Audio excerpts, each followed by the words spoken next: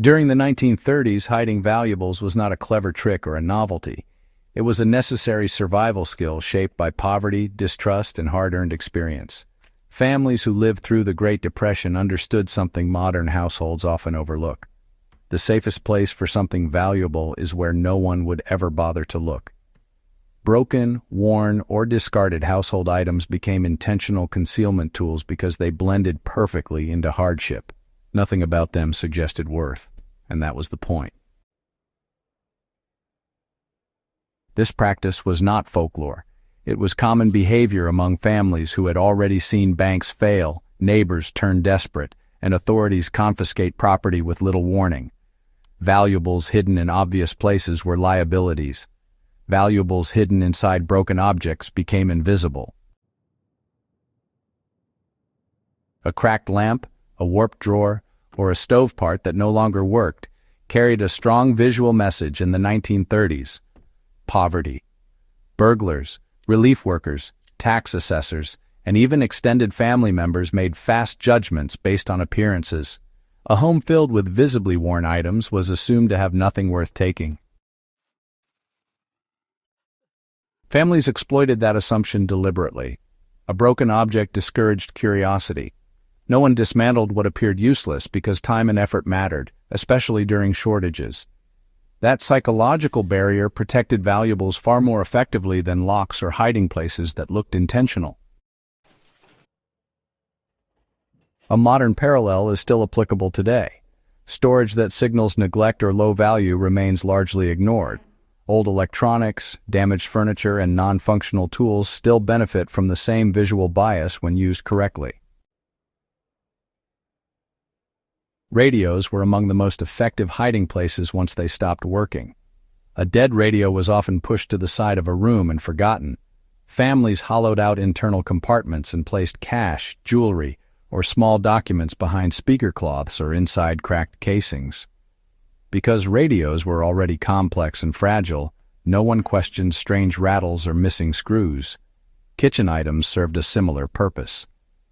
Enamelware with chipped edges, kettles with warped lids, and cracked flour bins were frequently modified. Valuables wrapped in cloth or wax paper were placed beneath false bottoms or inside sealed seams. These items were handled daily but never inspected closely. Furniture damage was also used intentionally.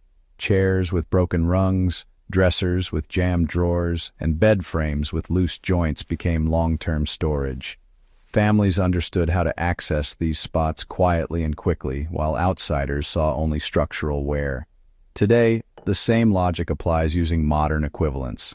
Non-working appliances, cracked storage bins, or damaged shelving can discreetly protect important items without drawing attention. The 1930s were not just about theft. Inspections were common. Relief agencies, landlords, and officials regularly entered homes. Families feared confiscation, forced sales, or judgment that could affect aid eligibility. Obvious safes or hiding places created risk. Broken items passed every inspection because they did not register as storage. Inspectors focused on cleanliness, occupancy, and signs of hoarding or resale value. Damaged objects were invisible in that process. This method is still relevant in environments where privacy is limited. The key lesson is that concealment works best when it aligns with expectations. Anything that looks intentionally hidden invites scrutiny. Anything that looks inconvenient or worthless does not. 1930s families prioritized portability. Cash, gold coins, rings, watches, land deeds, and ration cards were more important than furniture or tools. These items represented mobility and leverage in unstable times. If forced to leave, they could be carried. If money systems failed, they could be traded. Broken item storage favored small, dense valuables for that reason. A cracked boot heel might hide folded bills. A chipped soap dish could conceal rings. Even damaged books were hollowed out if the covers were already torn. For modern survival planning, this reinforces an important principle. Focus storage solutions on compact assets that retain value and function across situations. Concealment should match the scale of what you're protecting. These were not one-time tricks. Families developed habits. Access points were memorized. Children were warned without being shown. Trusted adults knew which items were off limits. This reduced accidental discovery while still maintaining quick access when needed.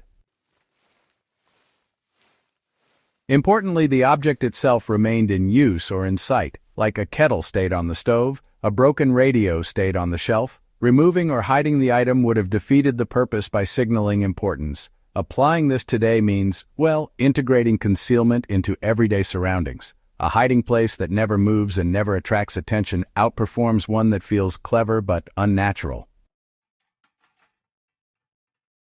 The 1930s approach teaches restraint. Over-engineering security often creates visibility. Simple concealment that blends into disorder or wear is more durable over time. Choose items that are already disregarded. Avoid anything that invites repair or resale. Ensure access is quiet and repeatable. Most importantly, avoid patterns that would stand out to someone unfamiliar with the household. This knowledge is not about paranoia. It is about understanding human behavior and using it to your advantage, just as families did under extreme pressure nearly a century ago. Many families passed these practices down quietly. Even after prosperity returned, the habit of mistrusting obvious storage remained. That endurance is proof of effectiveness. When systems fail, human behavior becomes predictable, and predictable behavior can be planned around. The brilliance of broken item concealment lies in its simplicity. It requires no technology, no expense, and no explanation. It works because people overlook what they believe has no value. If this kind of grounded, experience-based history is what you want more of, subscribe to Battlefield of Survival, share this guide with others who take preparedness and historical knowledge seriously, and keep these lessons alive where they belong.